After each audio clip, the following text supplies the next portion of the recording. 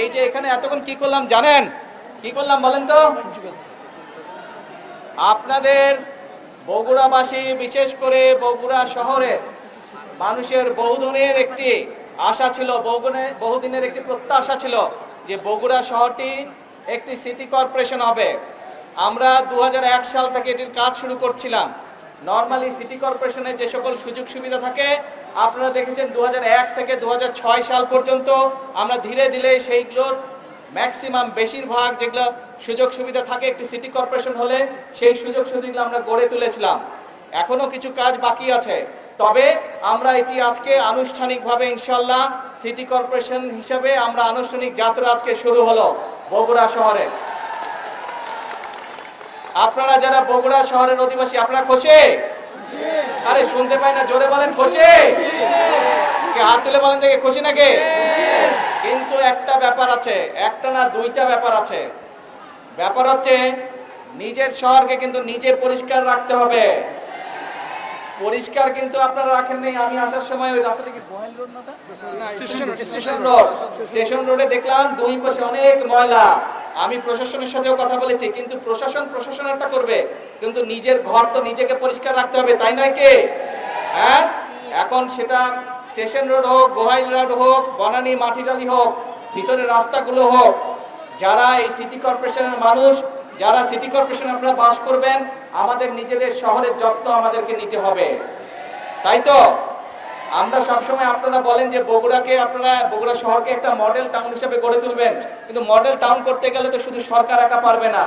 এলাকার মানুষ, শহরের মানুষ যদি চেষ্টা না করে, শহরের মানুষ যদি একসাথে কাজ না করে, তাহলে তো সম্ভব না রে ভাই। আপনারা এখানে অনেকে ছোট ছিলেন, দেখেন নাই, আজ বড় হয়েছেন, কিন্তু মুরব্বী যারা আছে তাদেরকে জিজ্ঞেস করবেন 1 থেকে 6 পর্যন্ত আমরা কিভাবে মোটামুটি ভাবে শহরে বহু কাজ করেছিলাম।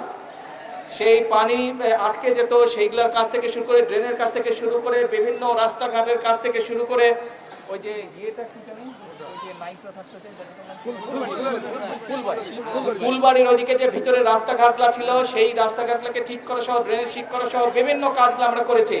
এই দুই পাশে করতর, ওই পাশে যে ব্রিজগুলো ছিল, আগে ছিল একটা ব্রিজ, আপনাদের এই বিএনপি সরকারে কিন্তু 6টা এক্সট্রা আরো 6টা ব্রিজ আমরা তৈরি করেছিলাম।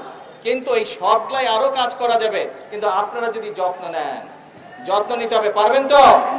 ঠিক আছে, দেখবো যে বগুড়ার মানুষ নিজের শহরের কতটুকু যত্ন নেয়, ঠিক আছে? আর আমার পাশে থাকবেন ইনশাল্লাহ।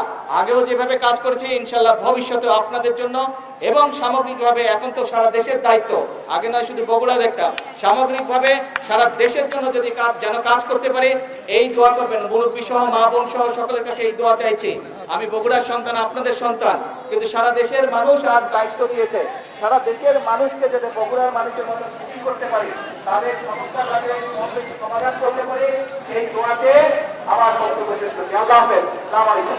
চেষ্টা করছে আইন বিভাগ, শাসন বিভাগ ও বিচার বিভাগ, এই তিনটির মধ্যে সমন্বয় করে দেশে ন্যায় শাসন প্রতিষ্ঠা করা গেলে নাগরিকদের গণতান্ত্রিক অধিকারের সুফল মিলবে। অন্যথায় এই সুযোগ গণতন্ত্র নাগরিকদের মিলবে না।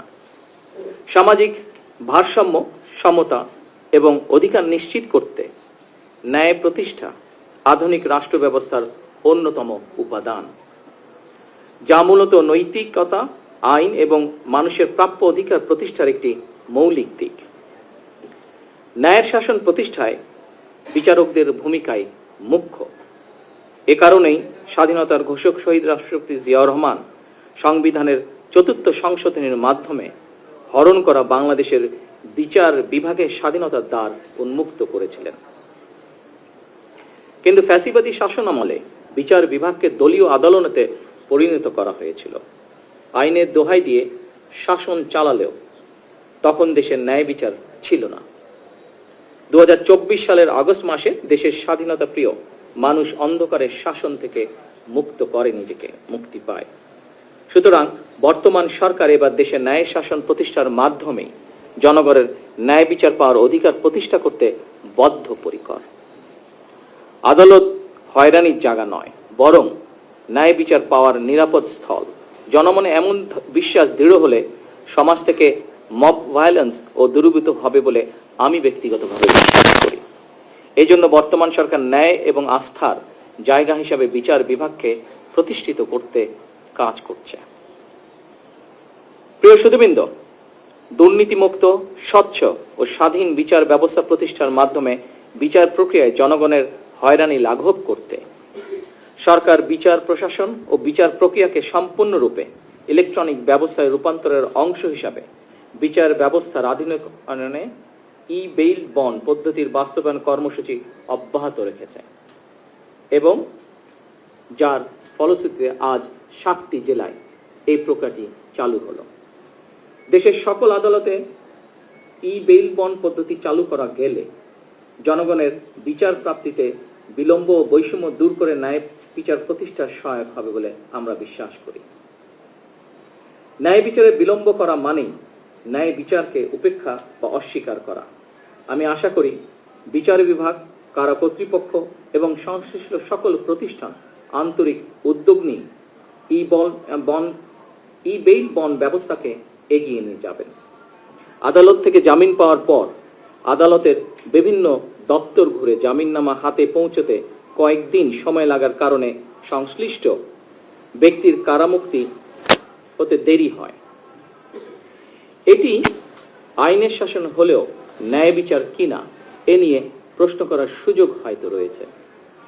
ফ্যাসিবাদী শাসনামলে আমরা দেখেছি আইনের দোহাই দিয়েই এমনকি রাতের বেলা আদালত বসিয়ে ভিন্ন দল এবং মতের শত শত মানুষকে শাস্তি দেওয়া হয়েছে। সেগুলো অবশ্যই ন্যায় বিচার ছিল না, বরং আইনি বিচারে আইনের অবিচার চালানো হয়েছিল। আইনের শাসন এবং ন্যায় বিচার বিষয় দুটি একটি আরেকটির পরিপূরক। আমার কাছে মনে হয় রাষ্ট্রে আইনের শাসনই শেষ কথা নয়, বরং ন্যায় বিচার প্রতিষ্ঠাই হচ্ছে গুরুত্বপূর্ণ। এ কারণেই বর্তমান সরকার রাষ্ট্র এবং সমাজে আইনানুগ ন্যায় বিচার প্রতিষ্ঠা করতে চায়। ন্যায় বিচার প্রতিষ্ঠার জন্য প্রয়োজন ন্যায়পরায়ণ বিচারক। আমি মনে করি জামিন প্রক্রিয়ায় ই বেইল বন্ড ব্যবস্থা বিচার প্রার্থীদের ক্ষেত্রে বিচার প্রতিষ্ঠার যাত্রাপথে একটি উল্লেখযোগ্য ধাপ। উপস্থিত আইনজীবী বৃন্দ, জামিনের নথি অনলাইনে দাখিল করার ইলেকট্রনিক জামিননামা বা ই বেইল বন্ড পদ্ধতির মাধ্যমে অল্প কিছু সময়ের মধ্যেই জামিননামা সংশ্লিষ্ট ব্যক্তির কাছে পৌঁছে যাওয়ার ফলে বিচার প্রার্থীদের হয়রানি লাঘব হবে ইনশাআল্লাহ। আগে একটি জামিননামা সম্পন্ন করতে আদালত থেকে জেলখানায় পৌঁছানো পর্যন্ত আইনজীবী, মোহরি, ম্যাজিস্ট্রেট, পুলিশ, পিয়ন সহ নানা পরিক্রমায় কমপক্ষে 13টি ধাপ পার হতে হতো।